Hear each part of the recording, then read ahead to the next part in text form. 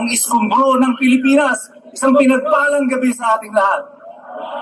Sabi nila, may kaso daw ng plunder, kakasuhan daw ng plunder si Senator Marcoleta. Malinaw ang batas. Malinaw ang batas. Alam nila yan. Alam ng mga abogado lahat ng Pilipinas. Walang kaso ng plunder dito dahil unang-una, hindi public funds ang pinag-uusapan dito. Ang plunder ay kaso para doon sa pagkamkamo ng salapi ng taong bayan, hindi ng pribadong mamamayan. Yan ay hindi ill-gotten kasi nga yan ay donasyon. Ginastos yan para sa eleksyon. Walang matitira kay Senator Marcoleta dyan dahil inumos yan. Pero ito patuloy na ginigipit tayong lahat, pati ang ating mga kapatiran, lalo na si Senator Marcoleta, dahil sa ano? Dahil siya ay tumitindig sa katwiran. Ang tingin nila sa inyo, maliit lang kayo. Tayong lahat, kayang-kaya nilang durugin. Meron ako ikukwento sa inyo. Sa isa daw kabundukan, dumating ang balita, sabi babagsak na ang langit.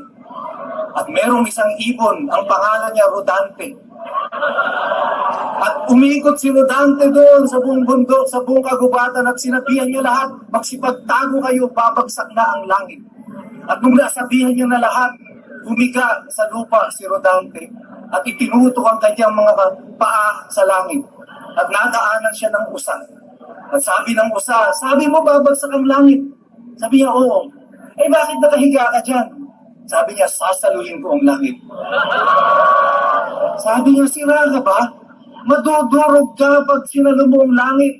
Ang sabi ni Rodante, alam ko, pero gagawin ko ang lahat ng aking magagawa. Ang tingin nila sa inyo, mga pipit lang kayo. Maliliit tayong lahat. Ayan silang hikayan.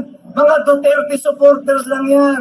Mga supporters lang yan ni Rodante Marcoleta. Kaya nating durugin yan.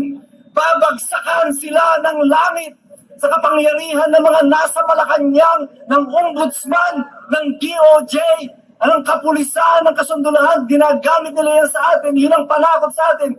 Babagsakan tayo daw ng langit. Pero ang sabi natin, kagaya ni Rodante, yung maliit na ibon, ibagsak nyo na ang langit, pero pipigilan namin kayo. Susubukan namin ang lahat ng aming magagawa.